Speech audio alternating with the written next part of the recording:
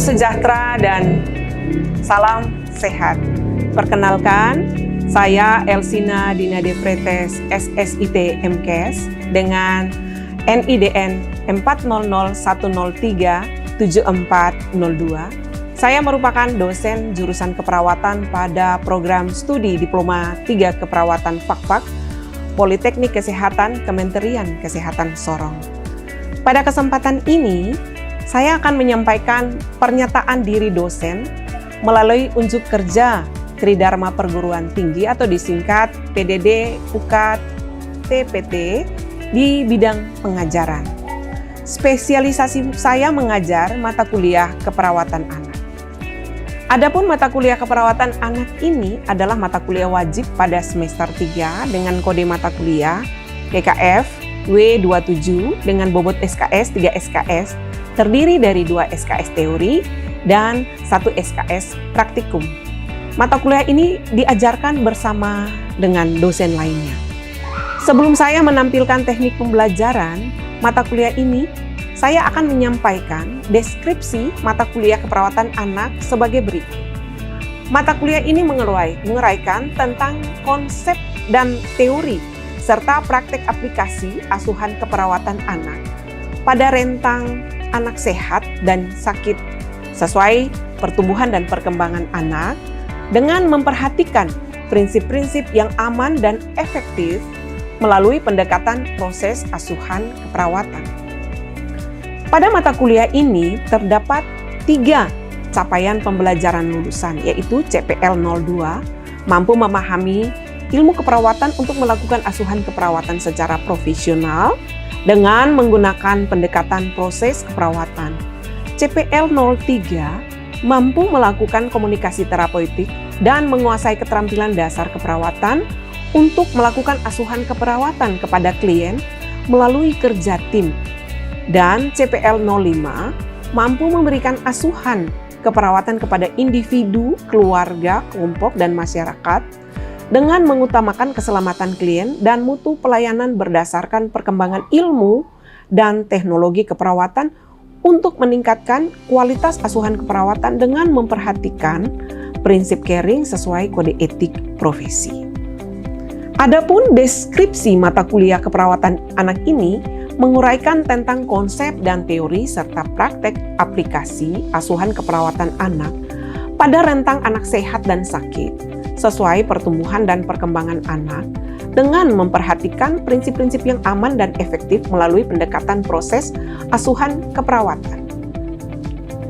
Teknik pembelajaran saya menggunakan metode DIA, yaitu Delivery, Interaction, dan Assessment, di mana delivery merupakan suatu sistem kegiatan yang saya lakukan dalam proses pengajaran dalam menyiapkan dan menyampaikan materi pembelajaran untuk membantu mahasiswa belajar secara mandiri sehingga materi yang diberikan dapat diterima baik oleh mahasiswa. Kemudian interaction, yaitu kegiatan yang dilakukan oleh dosen dengan melibatkan interaksi antara dosen mahasiswa maupun mahasiswa dengan mahasiswa. Setelah mahasiswa menerima materi baik saat tatap muka di kelas maupun pembelajaran mandiri, akan terlibat secara aktif dalam diskusi dan tanya jawab dengan penekanan pada subtopik pokok bahasan. Saya juga memberikan contoh kasus yang real terjadi di lapangan dari hasil penelitian sebagai bentuk integrasi dalam kegiatan pembelajaran yang disampaikan agar tercapai tujuan pembelajaran. Kemudian teknik yang terakhir adalah assessment, yaitu bagaimana saya menilai proses yang dilakukan oleh mahasiswa sebagaimana telah disampaikan pada awal perkuliahan tentang bobot penilaian yang diberikan yang juga bertujuan untuk memberikan informasi kepada mahasiswa untuk mencapai tujuan penilaian yang diharapkan. Dilakukan tes formatif pada beberapa pertemuan sebagai evaluasi pencapaian CPMK serta tugas mandiri maupun tugas terstruktur. Untuk praktikum terdapat form penilaian untuk mengevaluasi ketercapaian kompetensi yang dilakukan. Selain itu juga dilakukan tes sumatif berupa ujian tengah semester, ujian akhir semester. untuk teori sebagai penilaian hasil belajar dan ujian akhir praktek OSCE atas ketercapaian keterampilan kognitif, afektif, dan psikomotor sesuai ketercapaian CPMK mata kuliah keperawatan anak untuk mengukur kemampuan mahasiswa secara objektif. Selanjutnya, saya akan menampilkan kegiatan pembelajaran di kelas mata kuliah keperawatan anak pada pertemuan kedua dengan capaian pembelajaran mata kuliah. Mahasiswa mampu menerapkan konsep keperawatan anak sehat dengan topik materi pembelajaran konsep tumbuh dan kembang anak dan deteksi dini tumbuh dan kembang anak dalam upaya mencegah stunting. Sekian, terima kasih. Selamat siang anak-anak. Ya, salam sejahtera buat kita sekalian, puji syukur. Hari ini kita boleh ada lagi dalam pertemuan kedua mata kuliah ilmu keperawatan anak. Ya, namun sebelum memulai aktivitas kita di hari ini, baiknya kita akan berdoa supaya segala sesuatu yang kita laksanakan di sepanjang hari ini berjalan baik dan lancar karena tuntunan dan penyertaan Tuhan. Untuk itu, mohon kepada ketua kelas, siapa ketua kelas? Ya, kepada Rizky untuk memimpin kita di dalam doa. Silakan. Baik, terima kasih Rizky. Apakah masih ada semangat siang hari ini? Masih. Mari kita berikan tepukan semangat. Semangat.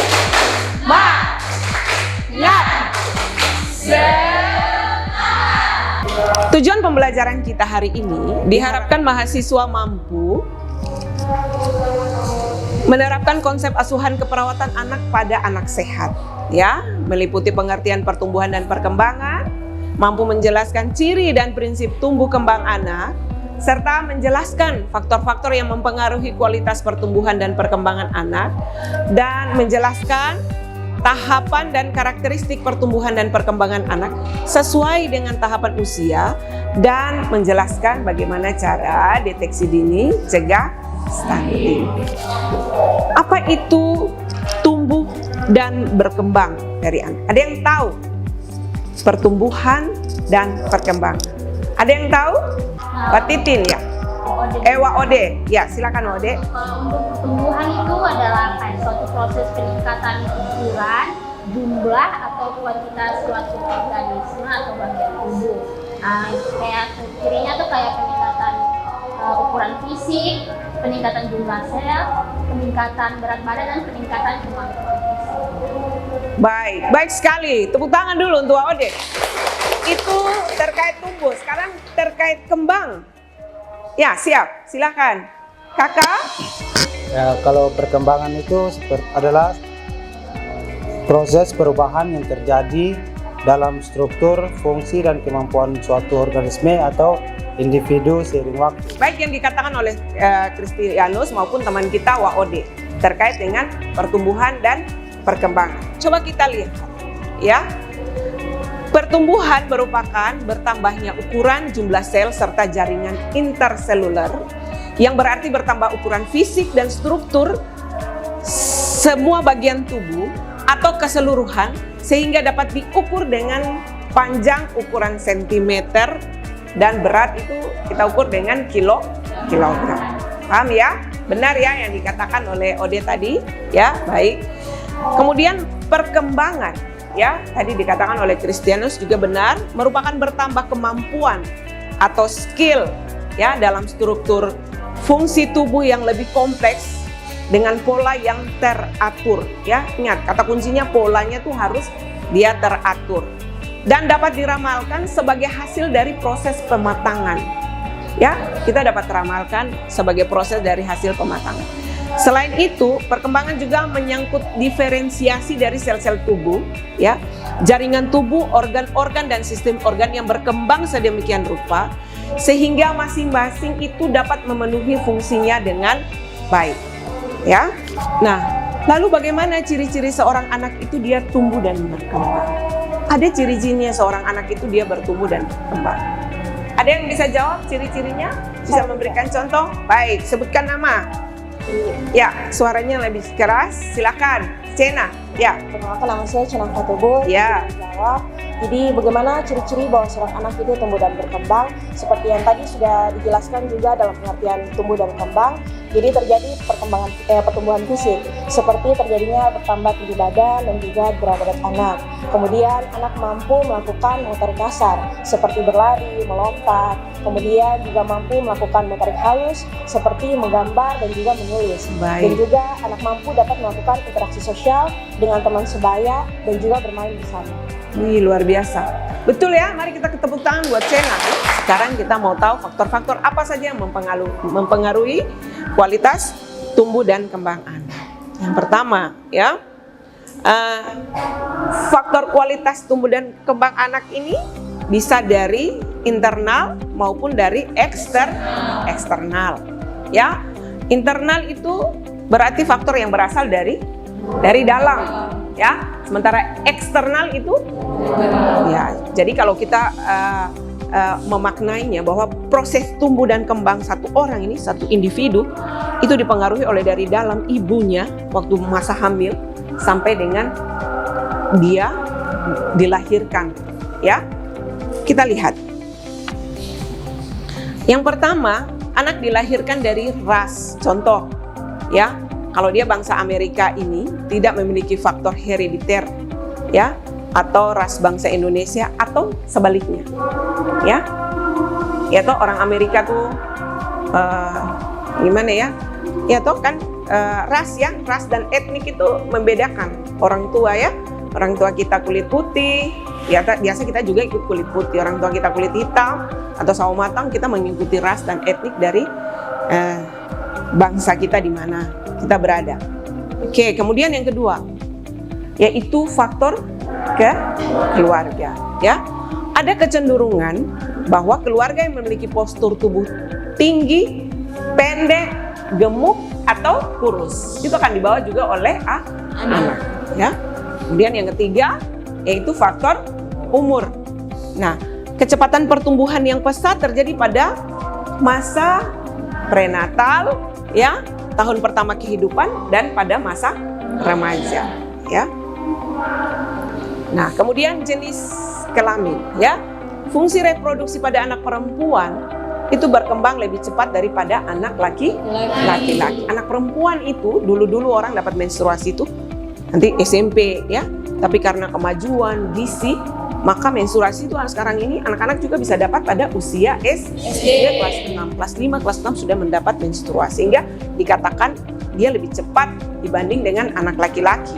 Tapi pada anak laki-laki ketika dia sudah mengalami masa pubertas, ya, maka dia akan pertumbuhannya juga akan lebih cepat, ya. Kemudian faktor genetik yaitu heredokonstitusional. Ini adalah bawaan, yaitu potensi anak yang menjadi ciri khasnya, ya, ciri khasnya genetik. Ada beberapa kelainan genetik yang berpengaruh pada tumbuh dan kembang anak. Salah satu contohnya itu anak itu tubuhnya kerdil, ya, mereka biasa ada turunan yang karena faktor genetiknya dia kerdil. Kemudian ada juga karena dia mengalami kelainan kromosom, ya, disertai dengan kegagalan pertumbuhan dan perkembangan seperti pada sindrom Down. Tahu sindrom Down? Kalau kita lihat muka anak itu dia mirip apa? Moon face, muka anak semua 1000 muka tuh sama, ya. Nah, itu anak dengan sindrom Down. Oke. Nah, sedangkan faktor eksternal, ya, tadi faktor internal, ya. Tadi faktor internal. Faktor internal itu apa saja tadi? Faktor apa saja? Faktor apa saja yang tadi internal?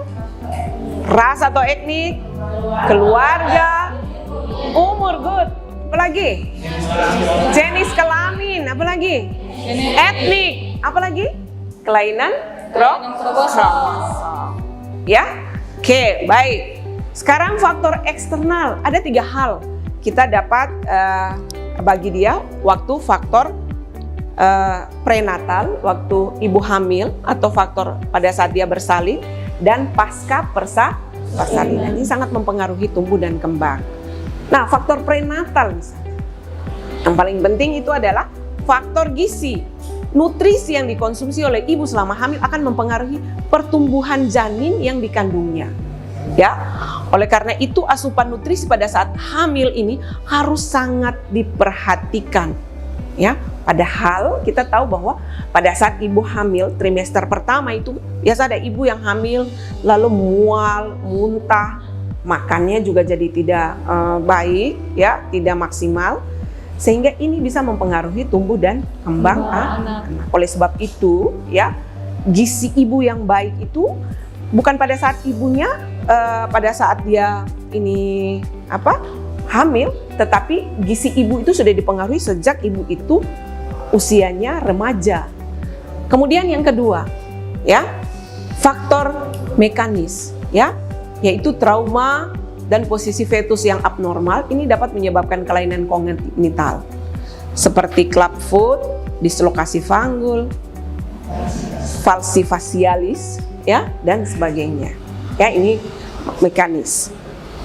Kemudian faktor prenatal yang berikut adalah karena toksin dan zat kimia. Beberapa obat-obatan seperti aminopterin, ya, dan obat-obat lainnya. Sehingga kalau ibu waktu hamil itu, ya, kalau minum obat tidak bisa langsung minum obat, rasa kepala sakit langsung minum obat.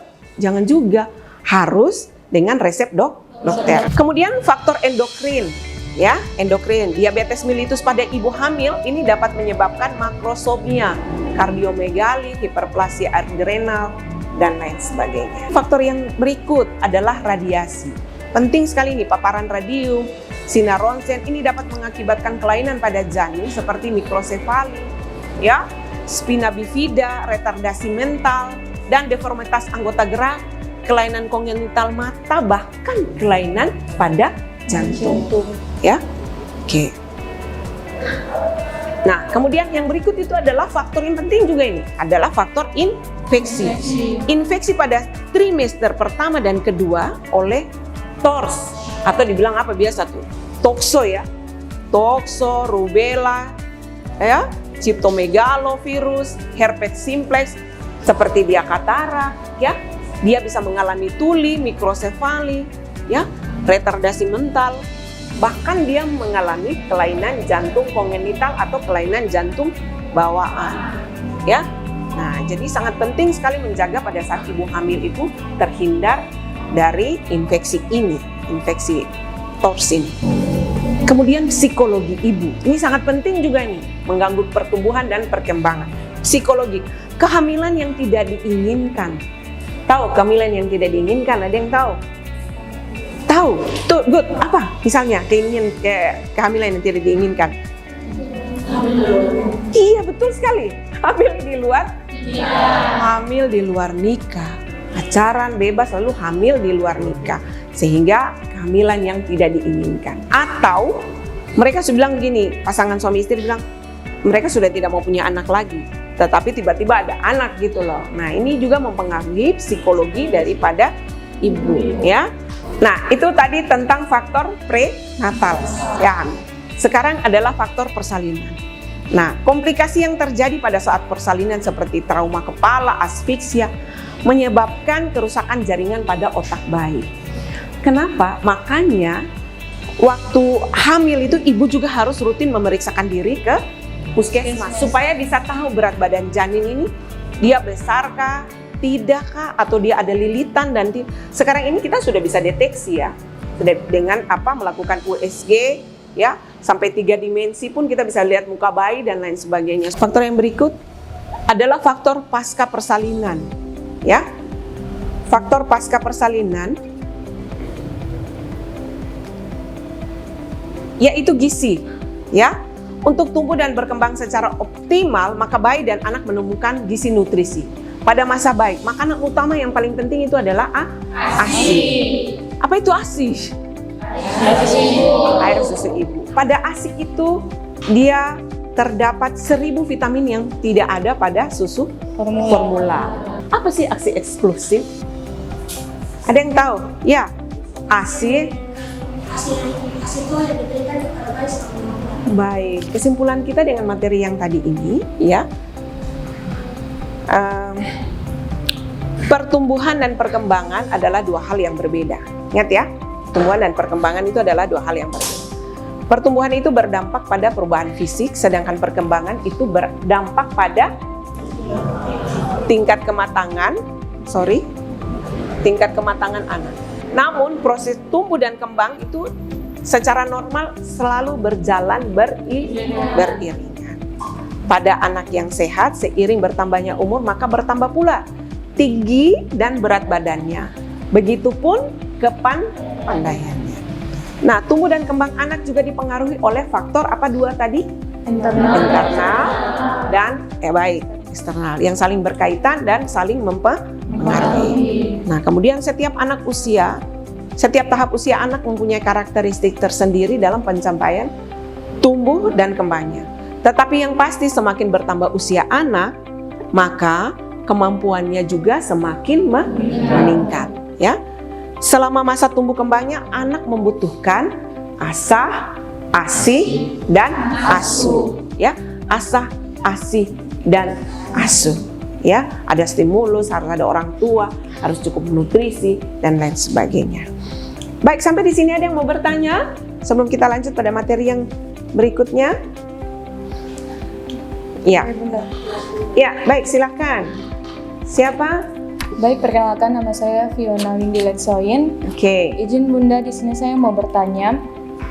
Salah satu faktor yang mempengaruhi tumbuh kembang anak kan salah satunya adalah faktor umur. Baik. Mungkin Bunda bisa jelaskan secara rinci seperti apa itu? Bagus sekali pertanyaannya, ya. Yang mempengaruhi faktor tumbuh dan kembang anak salah satunya adalah umur. Contoh yang tadi saya bilang, bahwa kita lihat saja, kalau kita lihat umur anak itu dia akan berkembang pesat sejak dia dalam kandungan, masa awal-awal, ya. Begitu juga dengan nanti setelah masa itu pertumbuhannya mulai melambat. Contoh ya, kalau kita bawa anak baru lahir tuh, kalau kita pergi timbang dia berat badan, itu bisa naik sampai 500 gram setiap bulannya, ya, bisa naik sampai 1 kilo setiap bulannya.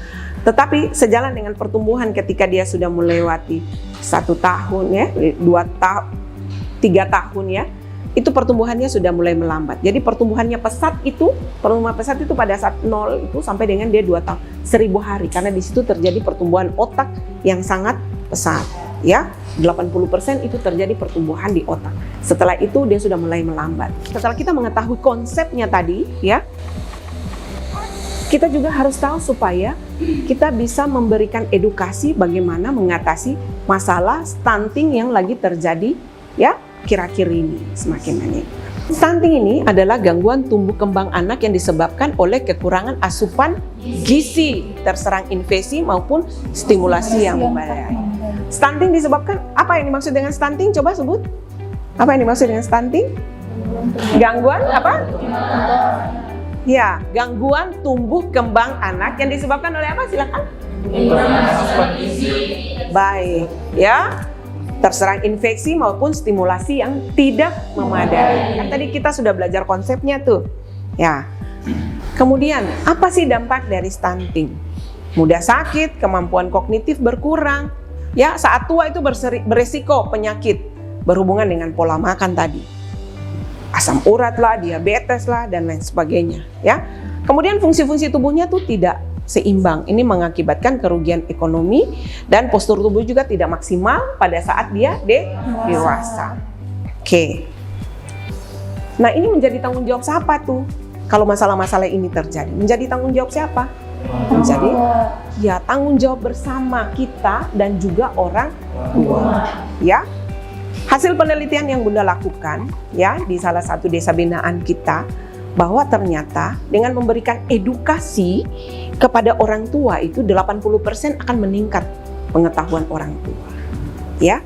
Ketika orang tua itu dia tahu tentang bahaya stunting, maka dia menjadi care, peduli untuk selalu membawa anaknya untuk memantau setiap pertumbuhan dan perkembangannya di posyandu setiap bulannya. Nah, ada keluarga, ada orang tua yang memandang bahwa tumbuh dan kembang anak itu tidak perlu dipantau. Dia hanya membawa anak ke puskesmas atau ke layanan kesehatan kalau anak sakit. Sementara tidak begitu. Nah, oleh sebab itu, ya, tugas dan tanggung jawab kita, ya, kita mau belajar hari ini tentang bagaimana itu deteksi dini. Karena ketika kita mendeteksi lebih awal ya terkait tumbuh dan kembang anak itu, maka kita bisa mencegah anak ini stunting ya. Stunting itu pada anak kita akan tahu ketika anak dia berusia 2 tahun. Jadi kalau setelah anak usia 2 tahun lalu kita tahu anak ini dia stunting, bisa tidak kita ubah? Sudah terlambat, sudah tidak bisa lagi untuk diubah karena pertumbuhan 80% pesat otaknya itu sudah terjadi di 0 sampai dengan 2 tahun. Sehingga waktu masa 0 sampai dengan 2 tahun itu adalah masa penting yang dibilang dengan golden period atau masa emas. Kita jaga baik masa ini, kita deteksi baik tumbuh dan kembang anak ini. Apabila di antara perjalanannya anak ada sakit, cepat harus diobati. Sehingga anak tidak jatuh di dalam stunting. Paham ya? Oke. Nah, menghasilkan generasi berkualitas, anak sehat, cerdas, ceria, berbudi pekerti, ya, yang tadi dengan makanan bergizi, cegah anak dari penyakit, stimulasi, pantau pertumbuhan dan perkembangan, berikan teladan yang baik, tanamkan nilai-nilai kebaikan. Oke, sehat itu dimulai dari saya. Baik, terima kasih. Demikian materi kita hari ini. Pertanyaannya, penting nggak tidak buku pink itu bagi Sangat penting ya. Di buku pink itu adalah buku untuk memantau setiap pertumbuhan dan perkembangan. Itu kan sampai balita ya. Dari ibu hamil dapat buku pink. Dia tahu, jadi ibu hamil trimester pertama dia harus periksa. Ya, diperiksa. Kan kita periksa tuh tinggi fundus, sudah sesuaikah tidak dengan umur usia kehamilan. Periksa HB, ya karena kalau ibu hamil, ya HB itu sangat penting sekali ya. Sel darah merah itu sangat penting untuk memberikan nutrisi kepada janin. Ya selain ke ibu, ke janin. Kalau HB-nya kurang, bagaimana dia mau menutrisi? Kan kita punya keinginan untuk melahirkan anak yang berakhlak, pandai, ya, pintar dan lain sebagainya. Selain tubuh yang sehat, ya seperti itu. Jadi itu sangat mempengaruhi. Jadi harus memiliki buku pink. Kalau andai kata ada yang seperti begitu, beri saran untuk segera memeriksakan kehamilannya secara berkala sehingga bisa terpantau. Karena ibu-ibu yang begini ini yang membuat angka kematian ibu dan anak di Indonesia itu masih cukup tinggi, ya, karena ibu pengetahuannya kurang. Ya, sehingga tidak mau datang periksakan diri secara berkala di puskesmas atau posyandu terdekat. Karena target angka kematian ibu dan anak yang tinggi ini adalah menjadi indikator satu negara atau bangsa kita ada di kesejahteraan atau tidak. Seperti itu. Paham ya? Tugasnya bisa dipilih satu orang anak untuk usia toddler dari keluarga Anda, ya. Jadi pilih satu anak usia toddler, ya, pokoknya keluarga lah atau tetangga, ya, di sekitar rumah. Lalu kita bisa lakukan penilaian terhadap anak tersebut, ya, lakukan penilaian. Cocokkan dengan konsep yang kamu baca, ya. Bagaimana hasil penilaian Anda, lalu buatlah dalam bentuk laporan. Ya, jadi kita mau menilai tumbuh dan kembangnya. Apakah usianya sudah sesuai dengan pertumbuhan dan perkembangannya. Terima kasih untuk pertemuan kita hari ini. Sekali lagi, dari yang Bunda sampaikan, kiranya pulang dan kita bisa mempelajarinya, mencari sumber-sumber yang lain untuk memperkaya pengetahuan kita tentang tumbuh dan perkembangan anak lainnya. Ya, sebelum kita pulang, jangan lupa kita absen dulu ya. Hari ini, Catherine Pihiwi, Asti, Andi, Foni, Flora, sakit. Baik, terima kasih pertemuan kita hari ini. Kita jumpa lagi. Jangan lupa untuk menyelesaikan tugas yang sudah Ibu berikan. Sekian dan terima kasih. Ya.